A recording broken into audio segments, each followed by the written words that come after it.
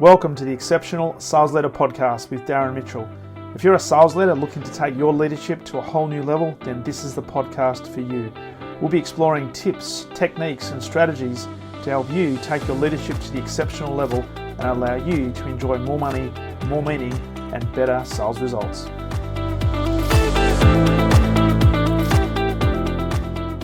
Welcome back to the Exceptional Sales Leader Podcast, and welcome to a lady that's coming in from quickly back off the back of a very heavy midday workout.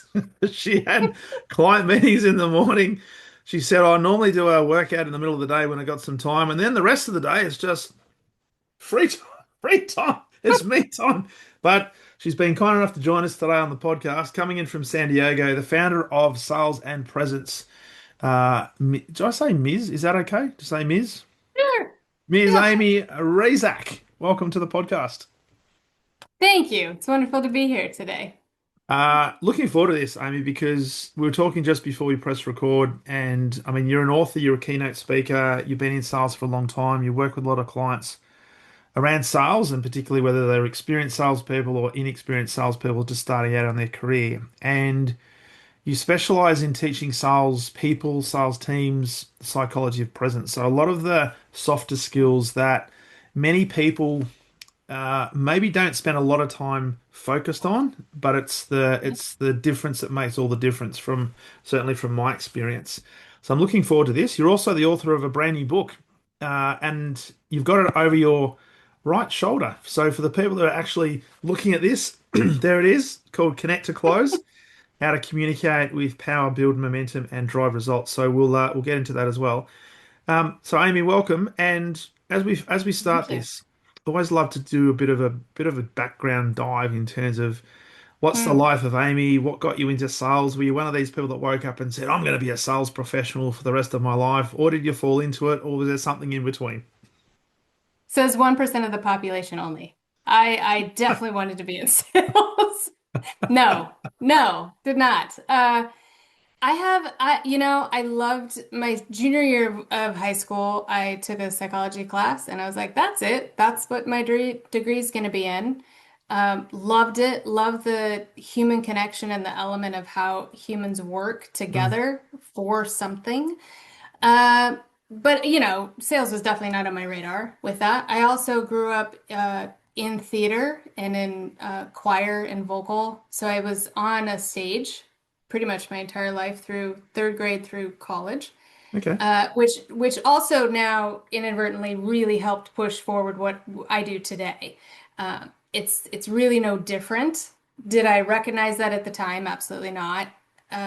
Did I recognize at the time that, psych was going to take me to where I am now? Of course not.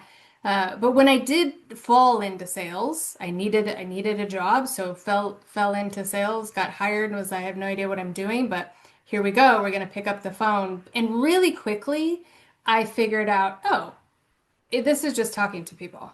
Like we can have a conversation, and it's like all this stuff that I learned in college and am really always been curious about can come into play here. It's not me picking up the phone to push a product, if you will, Mm. in the environment. So that's really the very short, um, down and dirty of kind of my history of where I got to sales. Yeah. So you started out, and when you say picking up the phone, was that a case of, is it cold calling? Is it new business Mhm. development? Did you have a portfolio of customers to look after? What was that experience like? Obviously, coming up and growing up in the theatre and being present on stage and having to do that, you would have had to have, I guess, at some stage, overcome things like stage fright, anxiety, things like that, and build confidence. What was it Mhm. like as an initiation before you realized, hey, I'm just talking to people? But at what point in your career and maybe in the early phases did the pressure come in relation to, oh, yes, I'm talking to people, but I've also got to deliver results because there's an expectation that's been Mhm. placed upon me. Mhm. I was wonderfully naive when I first came in. That that the weight of that didn't settle quite yet. So Hmm. it was more this anxiousness and excitement really around. Oh, I have something that I'm actually somewhat enjoying and figuring out and learning, which was new, and so that was exciting. I had a small book, so I leaned on that first of Yeah. what I needed to do. And then I was cold calling. So I was internal at the time. That quickly moved within a year to outside.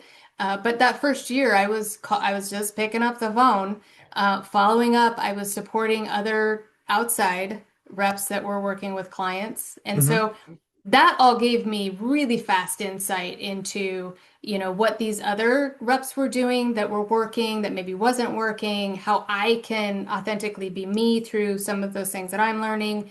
So just taking all that in real time was Mm. the focus, not necessarily the number. And then it got the number, Yeah. so then that moved to outside. So I was wonderfully naive on that. I think that today that's a little bit different. I think that that number is quickly recognized, and I think there's a bit more structure in Yeah. how onboard is happening overall. Overall, we still have some holes there, but in my time onboarding, it was kind of a here you go, and this is what you do, and wing it and figure it out. So that was fun for me. I like that creative side, and so I took that and ran with it, really. And as you were going through that experience, and I guess moving through that 12 months and then moving into an outside role, how much of an influence did either direct mentors or coaches or a manager or somebody who was best in class help you uh, in that development? Was it something that you look back on and say it happened just organically, or was there somebody that I guess took you under a wing, excuse me, for Mhm. want of a better term, that helped you in that development, not just building the competency, but also the confidence that goes with that competency? Mhm. Not right away. I Okay. think there was that good year internal. I did not feel that I had that stability. I was still gaining ground and gaining traction. Now I was getting noticed.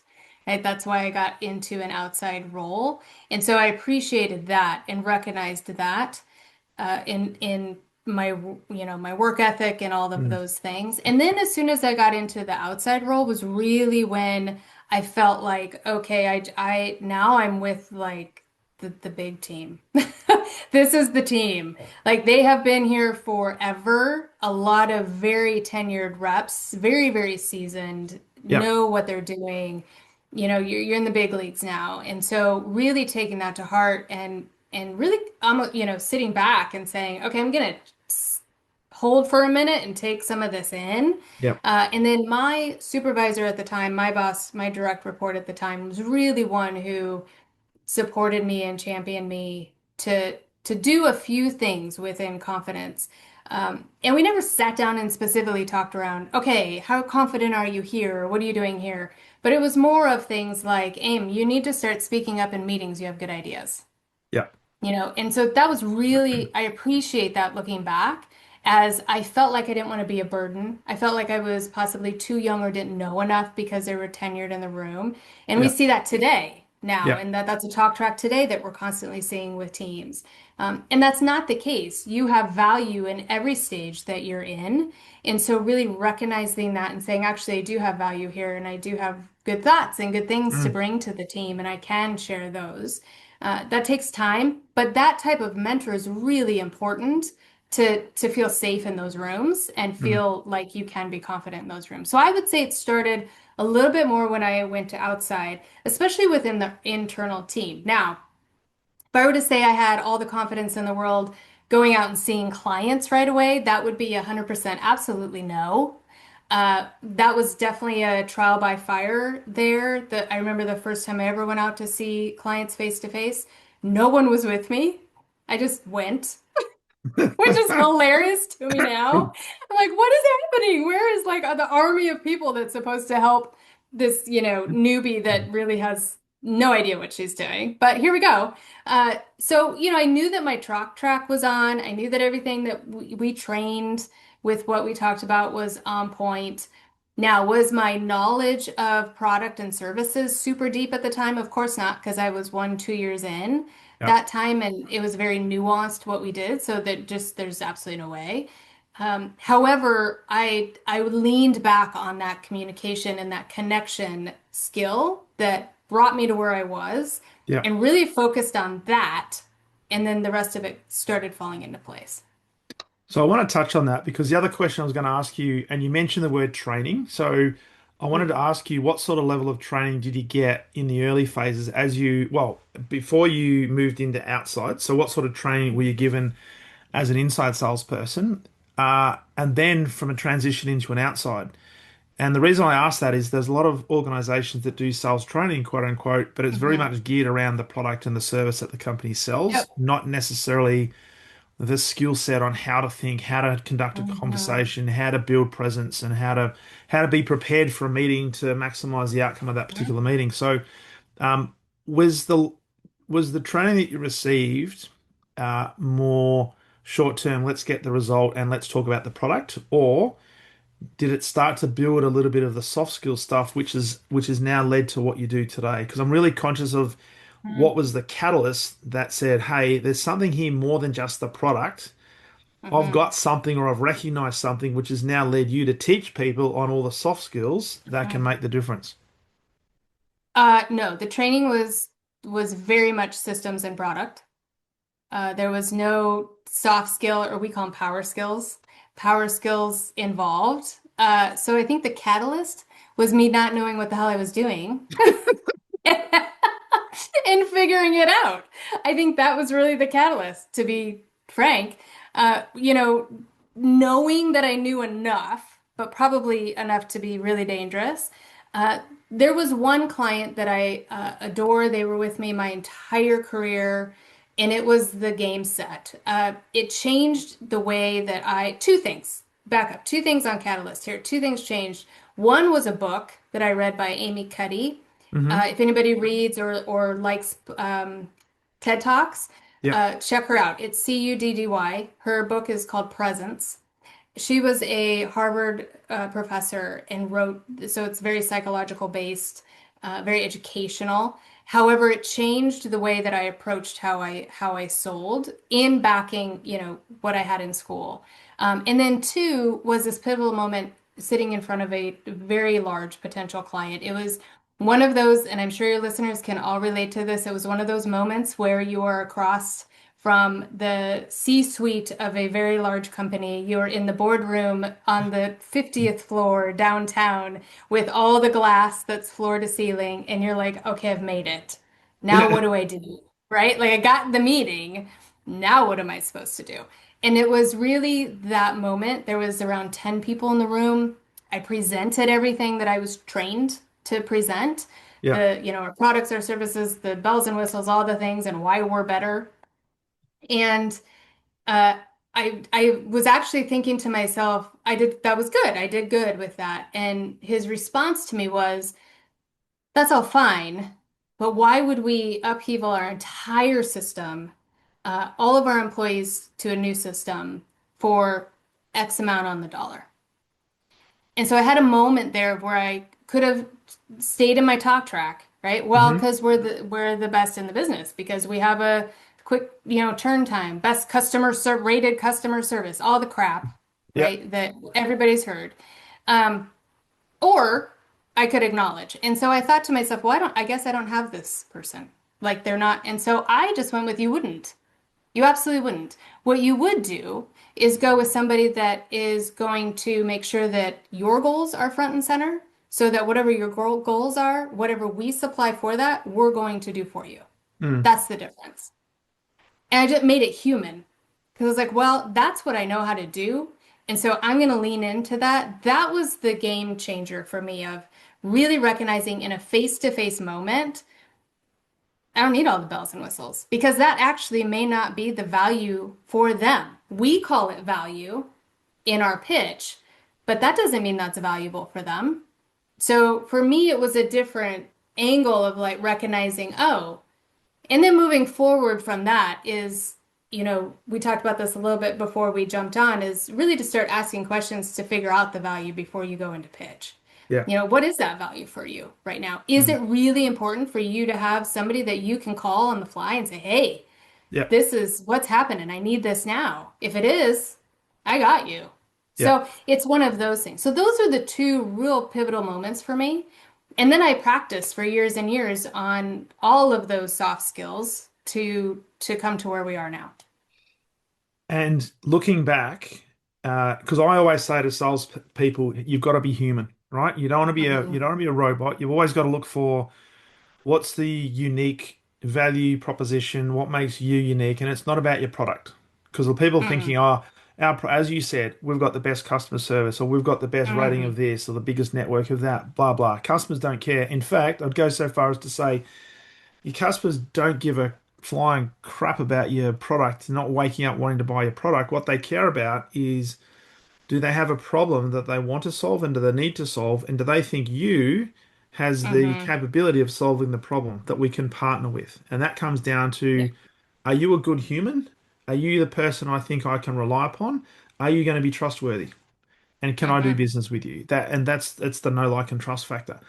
Um, Yep. so without giving away, and you don't have to say what happened to that, but the obviously in a pressure cooker situation on the 50th floor with glass all around you with a 10, and probably I won't stereotype here, but chances are they were sort of middle-aged sort of men in a sitting around a boardroom table, Yeah. probably used to having really deep strategic conversations.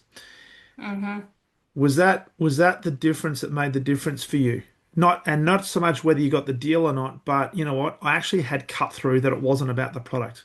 I now Mhm. connected in a way that I've perhaps never connected with somebody before.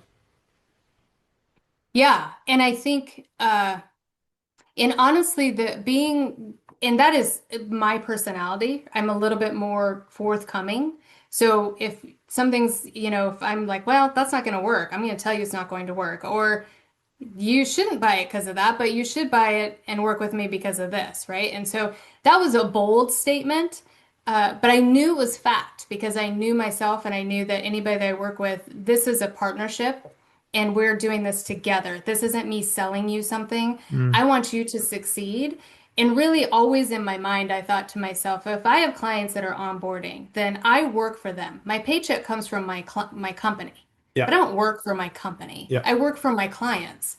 And so really recognizing in that in these small mindset shifts that create huge impact in how we talk, how we communicate, how we move through a boardroom, all of those things are huge. And so that really, I think, was unexpected for the room also.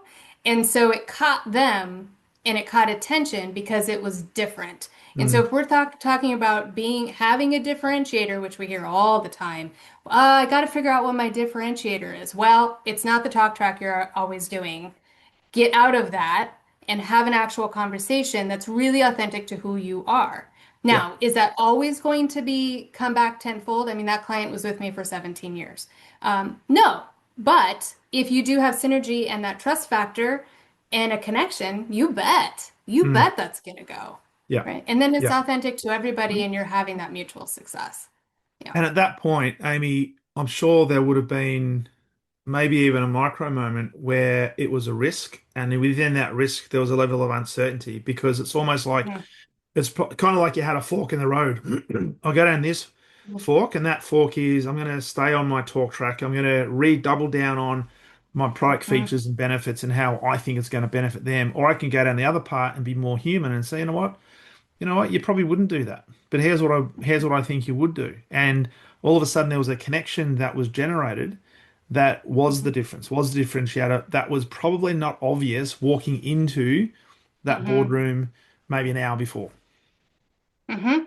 Yeah. So And I think to your point, you could talk about those kind of pivotal moments or the fork in the road for every single part of the sales process. yeah, And that we kind of let um, our nerves or anxiousness a little bit about how we're going to come across, drive that so we stay in that real safe lane of product, service, features, and then we're not taking a bit of that risk. Uh, but either way, you're still going to lose. yeah, So if you're staying in that comfort lane, more than likely, I mean, you'll get some every once in a while to contact you back or to actually go down a process with you. But the quicker route is to also recognize that half of who you're contacting is not a good fit right now. Yeah. So move on quicker to say, oh, but these are. So let's Mm, have that conversation. Yeah. absolutely. And you do, I think as salespeople too, we get a little bit comfortable, I think, if we've been in it for a while as well. Need to go back to recognizing the energy that we felt in our like year 1 to 3 of the excitement of getting these new connections. Mm. And that's your risk. That was that risk side that we were willing to take. So stay in that, figure out how you can get back to that a little bit more. Yeah, it's the human connection, and it's backing yourself and putting yourself in a position where you could fall flat on your face, Mhm. but I'm not going to compromise who I am at my core, and Yeah. whether people like me or not, I can't change that. I can't adjust Mm-mm. that. No. As you were talking, and as you mentioned, Amy Cuddy, I remember looking at it. I use a lot of her videos, and over your left shoulder is that the Wonder Woman stance, the power stance that you've got? It Is it? is. It is. So I was going to ask you, reading Amy's books and looking at her TED Talks and stuff, did you, through your career, use the in the preparation for these big conversations, the big physiological power stances, so you can get into that being state? 100%. Still use it today. Used it before we got on camera today. Oh, is that Every time, right? 100%, 100%. Absolutely, yes. Those are our power skills that I feel like we are not talking about enough in business. Anybody who loves Ted Lasso, there's a great show. One of the ones that aired was her looking in the mirror doing a power stance, and then it's her younger self looking back at her. It's so powerful and it's psychologically real. Yes. So that's why I feel like we need to have that conversation a lot more. That is what um, was one of the biggest things that was missing in my career was what we call these power skills or these Mm, soft skills and actually learning them. Now, did I learned them because I was in a curiosity state and wanted to learn them. But when yeah. I was transitioning out of corporate sales, I was kind of in this what's next and then I wrote down everything I loved about corporate, everything I loved about sales, which I'm still very much in corporate selling. That's what we do Mm, for as our training and speaking. But then I was thinking, what did I miss? Not what did I not like, because there are certain aspects that we don't like about everything, but mm, what was I really missing? And it took me back to the 1% that's in between. So once you've been in sales for a year, 2 years, you got it down. You got the base down. You yeah. got your product services, you have your rhythm, you know when you're supposed to be or how to follow up, even though you probably aren't following up enough. You know how to log things in your CRM. I mean, you know the basics, right? You know the Yeah. drill. And then what happens over time is that then you start getting talked to about like, hey, I thought that client was going to close. What happened to him? How come they ghosted you? Well, you should follow up with them again. And as a salesperson, you're thinking, well, obviously. Thank you for that. Yep, I know. I need to follow up. And the problem there is the how. The problem there is the micro in between. So it's how do I do that to have them actually respond? It's not going to be another push of, hey, sending this over again to see if you're interested, right? We need to figure out how our power skills actually work for us. Um, so power skills are kind of a big animal, and one of them to help with your confidence is the nonverbal side of that. And this power pose, if you will, creates psychologically creates confidence in you. So if you are lacking confidence, if you're going into a big meeting, those types of things, that's where you start. Your Mm, meeting starts way before the meeting. You does. should be in your meeting, in your mindset, in your physical presence, as soon as you get out of the car, as soon as you walk out of your hotel room, because you never know who you're going to meet. You never Yeah. know who's going to be standing in that elevator with you. Put your phone away. Everyone that's listening to this, put your phone away, please. I know it's hard, but you can do it. So that's the first thing is making sure that you have really great posture. It sounds obvious, right? Sounds obvious, but there's a couple things that happen there. Number one, it creates your confidence. Number two, it also invites conversation in. Mm. So when we're looking around a big room, if we're at a conference or a networking event, and you're like, gosh, there's this person that I feel like I should talk to or I'm drawn to them. Guess what that is? That is your confidence stance. Yeah. They're inviting in conversation. So that is one. Your second one are your hands. So making sure that your hands are seen and visible. Check your hands the next time you're walking down a hallway or you're at that networking event. I guarantee men especially, they're in your pockets. Pull them out, have them visible. Your hands are your trust factors. So Mm. psychologically, in real time, we have a lot of things going on subconsciously. One of those is making sure that we're safe and seeing if we're trusting people, and it starts with hands. So Mm. making sure that that's why a handshake is so vital, right? So making sure that your hands are out and visible. On screen, if we're on screen, making sure that you say hello, a quick wave on the beginning, quick Yeah. wave at the end. Very simple things that we can do to adjust that. Mm. The last one's eye contact. So those are your three. Those are your three power skills. When you are on virtual, watch the camera, not the person on the screen. That will help you. I know it's Yeah. hard. Put a sticky note up there if you need to, but those are your three power skills that really will really do that, and it commands the space differently. Yeah. So if we're walking into those rooms and we really want that power and that energy to shift onto us in a really great way, it starts there. It doesn't start after you grab your coffee and sit down. It doesn't start, after you have your small talk and then you've already lost them. Mm. So we need to start well before. Your speaking is 7% of how you communicate. 7%. So everything else is a lot, and we're ignoring it, and we're Yeah. thinking, "Oh, well, but to get business, we have to speak." I would argue not. You have to speak less. Speak less. Speak a lot less. Yes. But Well, mind how you are presenting yourself within that space. well, it's interesting you talk about that. I did a program for a finance company here in Australia the other day, and we were talking about the Moravian silent messages theory, which is the 738-55%, which is it's Yep. it's researched and it's a lot of people Yep. misinterpret it, but what it basically says is when it comes to presentations, when it comes to sales pitches, unfortunately, the vast majority of sales teams, and dare I say it, sales leaders, focus Yep. far too much attention on the content, thinking the content is going to sell it. It's what you've just described. It's how Mhm. you use your inflection in your voice, your tonality, your emphasis on certain words, the punctuation, the silence, the questioning, but also the Mhm. physiology that you use, such as, when you're on a Zoom call or when you're on a Teams call, for goodness sake, have your camera on and look Yes. people in the eye, Mhm. right? Don't have this rubbish. Oh, my camera's not working, or I've got someone watching in the background. There's no Right. excuse. So you've got to use that, right? But it's amazing how many people think, oh, nah, body language must be about 7% of our communication because it's I've Mhm. got to have all my content lined up because it's the content that's going to convince people. And that's another word Yeah. you need to remove from. It's not about convincing. It's about ethically Mhm. influencing. So Yes. I love this. And if people are listening to this, sales leaders in particular, you need to understand that if you're training your sales team on content, that's great, but it's only a very small percentage that will enable them to be successful. You've got to start looking at all the soft skills, the difference. How do I help my team become more credible and have a higher level of gravitas when they walk into a room? There's an energy that happens that says, I need to go and talk to that person. There's something about that person that is attractive. I don't know what it is, but I feel Mhm. drawn to them. That is, and the Mhm. thing is, you can create that, but it's not a fake thing, it's a genuine Yes. thing. So, Yep.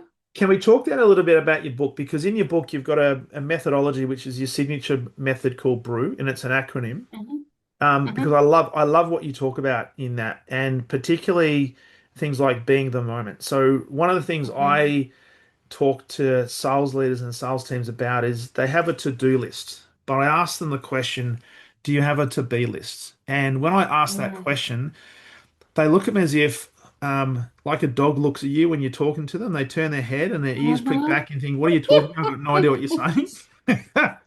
But can you talk a little bit about the brew method, and some key elements of that, that's going to help people?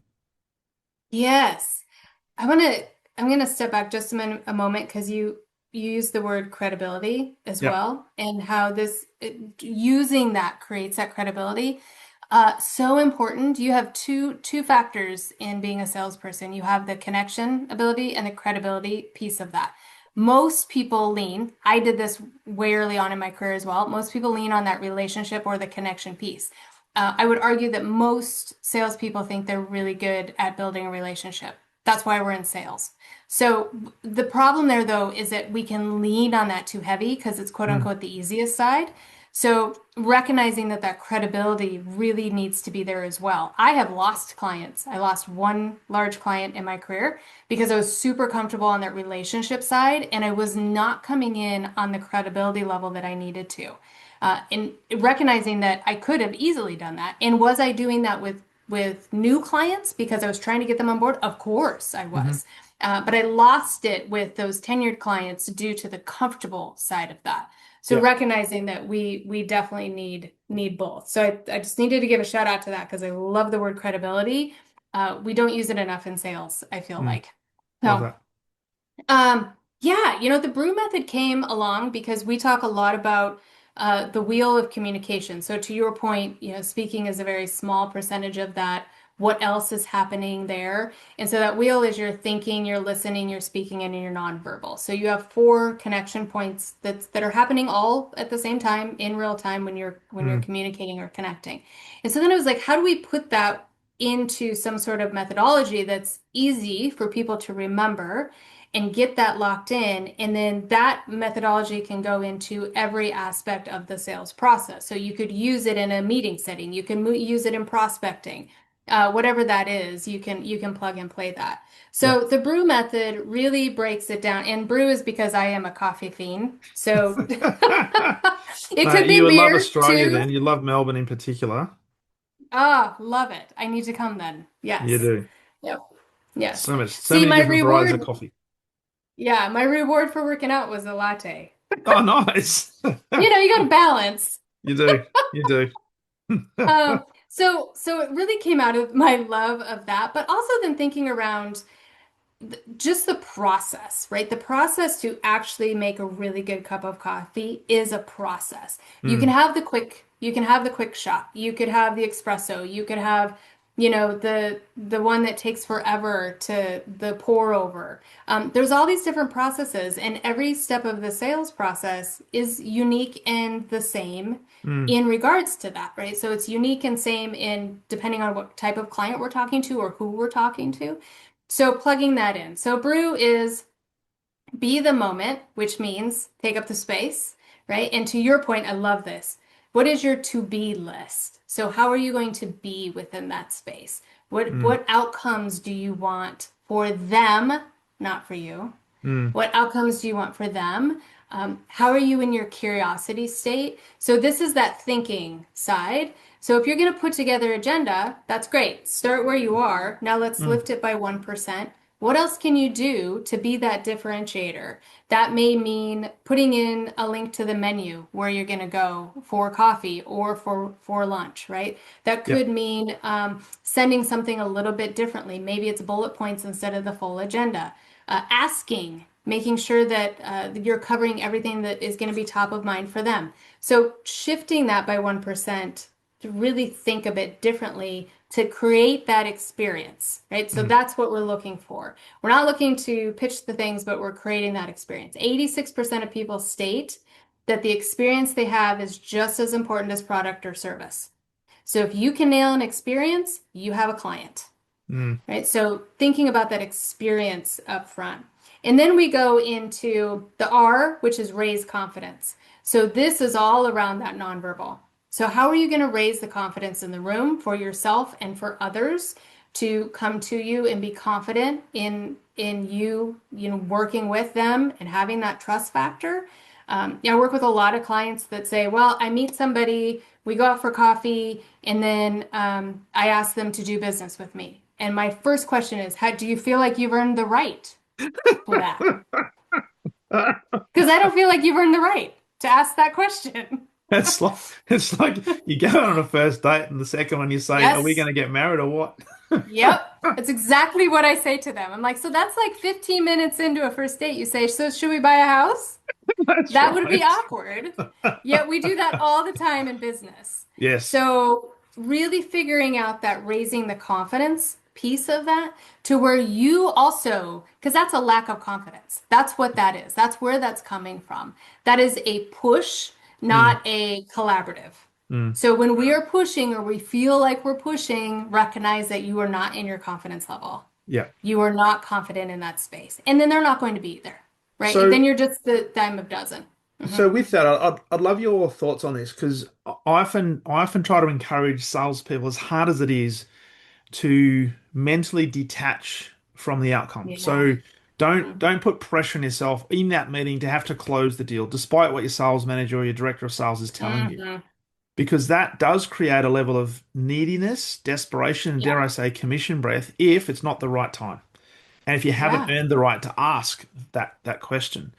So Yeah. in the raising the confidence part, I mean, you've got to be able to read the room and Yes. understand when is the right time to ask maybe a provocative or a challenging question just to test the waters a little bit, Mhm.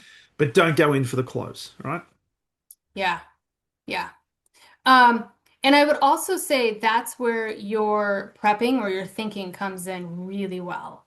So thinking around differently, if we are prepping for a meeting, is if it's the same questions you've always been asking or you've asked the last five potential clients, it's Mm, time to change up those questions. yeah, Those aren't the questions that are going to drive forward. It also helps you be present in the yeah, moment. So, a lot of times when we are in those meetings and we have those preset questions, we are not listening to anything that's going on. We are, of course, waiting just to respond yeah. instead of actually learning and staying curious. So the best way to do that is to switch the questions on its head so that we are forced to stay in that present moment and stay curious. I tell a lot of my clients to write "stay curious" on the top of their notes. So Yeah. when they go into the meeting, they can reference that and it helps them be a little bit more present and mindful. We get to that goal, that's all we're thinking about, and then we've lost the entire presence and the interaction of it. So on that question, and this is the reason, one of the reasons why I showed you my blank piece of paper before Hmm. we started, right? Now, I can do that because I've worked hard over the years at being curious, asking questions, listening, and it's still a skill set that I'm working my butt Yep. off today. And preparation is always really important. So we're not saying go into a meeting unprepared. You've got to have an Mhm. understanding of what the outcome potentially is going to look like. What does success look like? How do you want your client or your prospective client to think, feel, and what do you want them to do? But don't be Mhm. wedded to, I've got to ask these specific questions. Otherwise, if I don't, it's not a successful meeting. You've got to Yeah. be able to react and respond in the moment, but more importantly, be present in the moment and just trust that you've done the preparation and the moment will dictate what question will come to you that you can then ask and make that and take Mhm. that forward. Now, but how hard is that, particularly for people who maybe don't have the level of confidence, they don't have the Mhm. level of experience, and they get to a point and they say, well, there's this awkward silence, Amy, and I don't know what to say. Mhm. It's hard. It is hard. It's hard. That is a learned behavior. Practice, practice, practice. As you just said beautifully, you're still in it practicing. I am in it practicing daily. The people around you that seem to just know it and it seems easy, quote unquote, easy to them. I guarantee you they were not born with that. That is No. a learned, practiced skill. So start now. Mm. Start now. Being in that curiosity moment. Are you gonna stumble and scrape your knee? Of course. I do that every day. So welcome to that party. But the coolest part about that is that you will leave a client meeting with them knowing that you are authentic and true.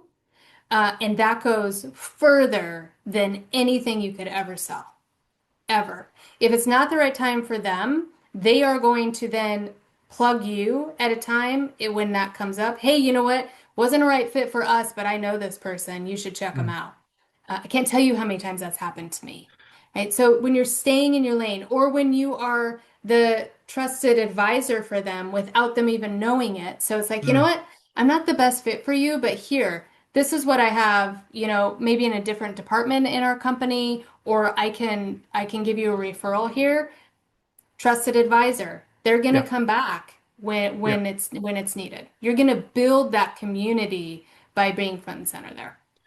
Which means that you have to practice delayed Mhm. gratification, Yes. and know that not every conversation will lead to an outcome in terms of a positive outcome and order and so forth. But if you Hmm. focus on how do I leave this person with, as Bob Proctor used to always say, an impression of increase where they feel better for having had that interaction. And it's not that they feel better about you, but you've left them with something that leaves this little seed of saying this person there's something different about them.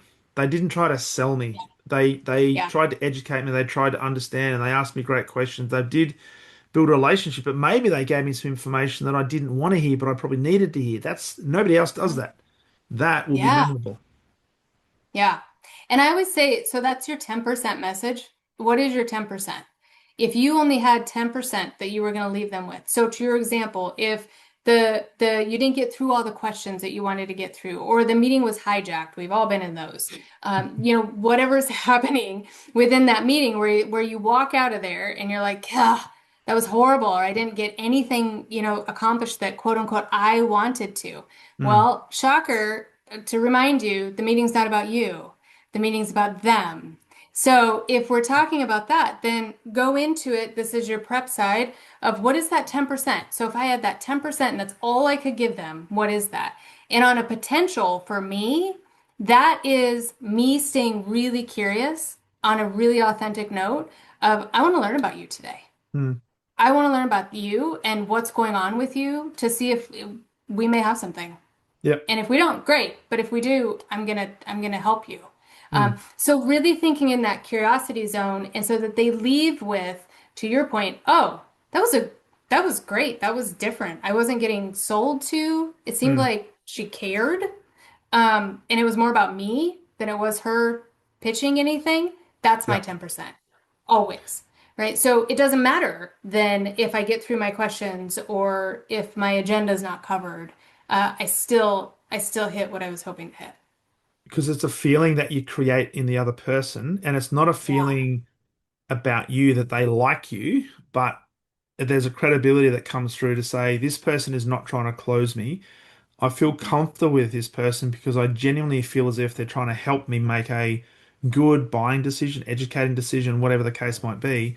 That if I'm in the buying cycle right now or I'm ready to do something, chances are I want to do it with you because of what we've just Yeah. talked about, which Yep. is really it's really powerful, but it's Mhm. also mixed with uncertainty because it doesn't always happen because it's a small percentage. Mm-hmm. Yeah. And it takes longer. Yeah. It takes longer. I had years ago, when I was still in corporate, I had a rep on my team. I only person I've ever met in my life that could walk into a room and have somebody sign the contract while he's sitting there. It was unbelievable how he could do that. I have never in my life met anybody else that could do that fast. Here's the problem, though. It looked really great on paper because money was coming in, those deals were closed, but that back door was wide open. So a couple months later, because nothing was built on the relationship side, there really wasn't credibility going on. It was strictly a transaction. Yeah. Those clients would bounce really fast. Now you take me, who was a slow roll, and so it would take a lot longer for me to close those clients. However, my back door was never open. Very rarely did I have a client exit, right? They were in for the long haul because that was built not overnight. So Yeah. they're not going to leave overnight. So really thinking about your bigger picture, not just your now, but how do you want to be known in your Mm, industry? mm. What do you want your tenure to look like? How do you want to service your clients 10 years later? Yeah. That's that picture that you need to kind of keep in focus, and Yeah. that will help you too with those conversations. It's such a good point because now when you think about customers now, they're more educated than ever before Mhm. just because of the simple amount of information that's readily available about companies, about individuals. Even looking at TikTok accounts and stuff like that will give you an Mhm. insight in terms of the individual. So a lot of the decisions are being made before companies actually speak to a salesperson. And if they do the research, often they've made a decision, is this the type of person I want to do business with? No, Mhm. not quite sure. So you've got to be really conscious of what message you're sending out there, and is that message in alignment with how you want to be perceived? Even though you can't necessarily Mhm. control your personal Right. brand, you can certainly influence it. So, Yeah. all right. So Yeah. the brew method we've talked about, be the moment, raise confidence. There's a little bit of engage Yeah. you've talked about in there. Is there anything Engage, else around yes. engage? Yeah, engage is really, I love that we can play with words for impact. So engage is really talking around what are words that actually sell, because there are words that statistically sell more than others, and what are words that are diminisher words that are actually diminishing your worth, right? So some of those, sorry is a big one. We'll throw that one out there right now. And unfortunately, women in the workforce use it a lot more than men. And so, really recognizing that word needs to be taken out. That does not mean, by the way, that we are not going to take ownership of something. Hmm. So, if something comes in and something's messed up, because 100% of the time you will have that happen at some point, we're not going to apologize for it. We're going to thank them instead for bringing it to our attention, and then we're going to tell them exactly how we're going to fix that. Hmm. So we're not taking that off the plate. We're still going to support and fix, absolutely. But we're going to thank them for bringing that to us. Couple things psychologically that happens there. Number one, we're not lowering our credibility with Yeah. that word. We're changing it to thank you. And then number two, they feel like they're part of that solution and that team now instead of a bother or an annoyance or that they had to take time out of their day. Now it's this back to that mutual Mm. success in that partnership. So really looking at words is a fun way to do that. The word because actually sells. Why? Because on a psychological level, we as humans want to know the why. So if you're telling me something without the because, let's go back to a 5-year-old child with why, why, why. We don't grow out of that. We just don't No. ask it 20 times. So we still want to know it. So we need to bring those types of things into our communication talk track. And so that's really that engage piece of how are you communicating with your words? Is it intentional? Mm. Because a lot of times it's not, right? Those questions that you've asked for the last 5 years, that's not intentional. So we can think about it a little bit differently of when was the last time it was really an actual intentional question or an intentional email Mm. with how it's laid out, how it's visual, what are those words that we're using? Are we actually having a CTA at the end of it? I had somebody this morning that was like, well, so I do a coffee meeting and then, I'll do the follow-up email and then, ask them to have time after that. And then it kind of just falls off the wheel. So common, so common. So I was like, well, let's go back to your coffee meeting. How did you end it? Did you end it with, hey, thanks, so great to catch up and have coffee with you? Because that's not a call to action. That is not a next step. No. So we got to go back to the beginning to really start figuring out how we are engaging with our talk track and making sure that every time we are credibility wise raising because we are now building that momentum. Going back to the B side of that, we're building the Yep. momentum through and we're giving them that roadmap. Hey, it was so amazing to connect with you today and grab coffee. Here's what's going to happen. I'm going to send you an email thanking you for your time. I'm going to ask you to see if you have time open next Tuesday. I think that's what we talked about. So if 10 a.m. works for you, if not, shoot me another time. We'll grab it Yep. on the calendar. Yep. That is your momentum, right? So we're stalling ourselves without even realizing it. Mm. So I think that's the engage piece of that. And then the W piece to wrap it all up is like, what about the crap? Because everything happens weirdly. So there is never going to be a meeting in your life that goes absolutely perfect. Absolutely perfect, right? And so the one of the trainings that we had recently, a guy stood up, he's like, I have the best what if. He's like, I was going to a potential client meeting on my way. He's like, and I had this button-down shirt, and all of a sudden the button popped off, and I didn't have a undershirt on.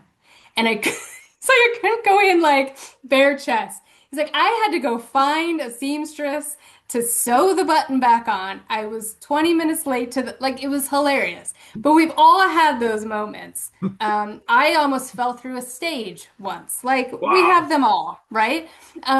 So what about that?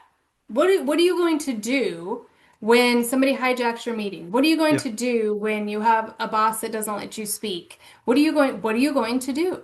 We need to start prepping those things. Mm, And not that we can control all of those elements, but we sure can stay curious in the moment and be more present to where then we can handle those with grace, or we can, angle a bit differently as needed.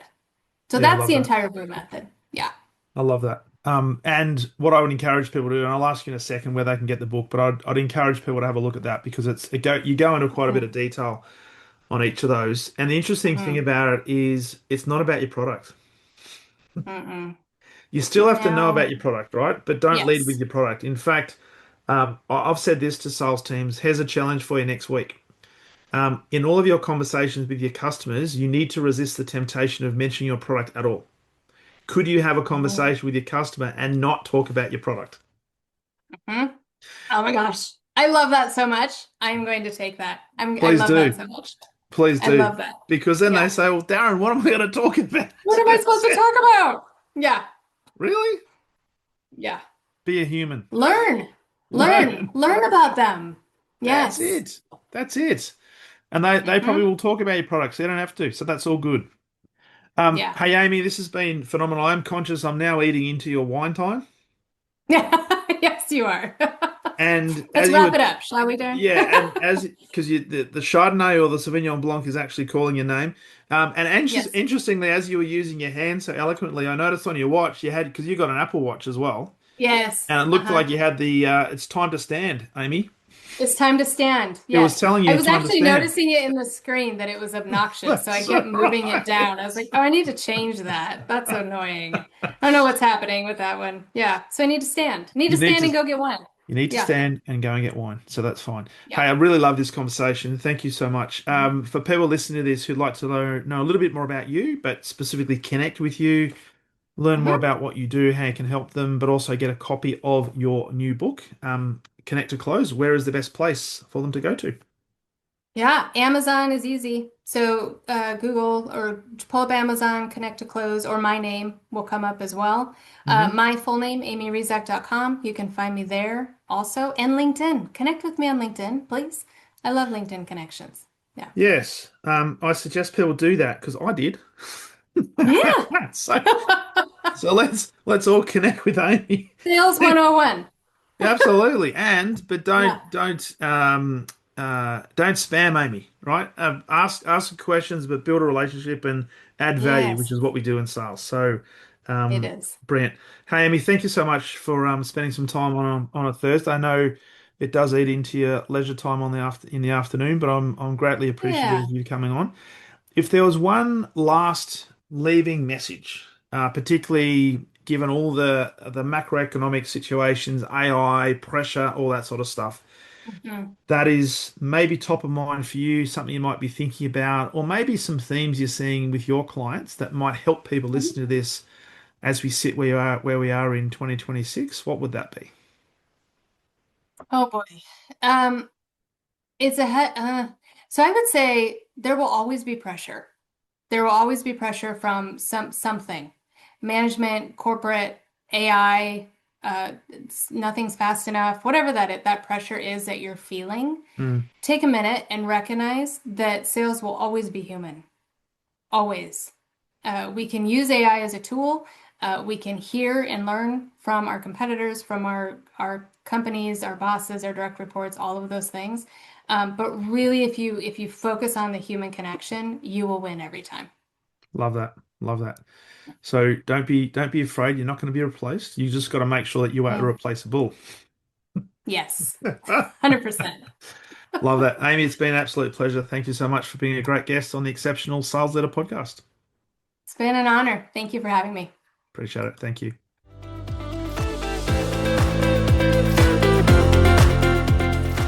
Thank you for listening to the Exceptional Sales Leader podcast. I trust the information in this episode has been helpful in your journey towards becoming exceptional.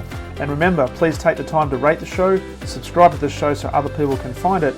But also, if I can help you, jump on my calendar, go to leadwithdarren.com and let's have a conversation about how I can help you along your journey to being exceptional.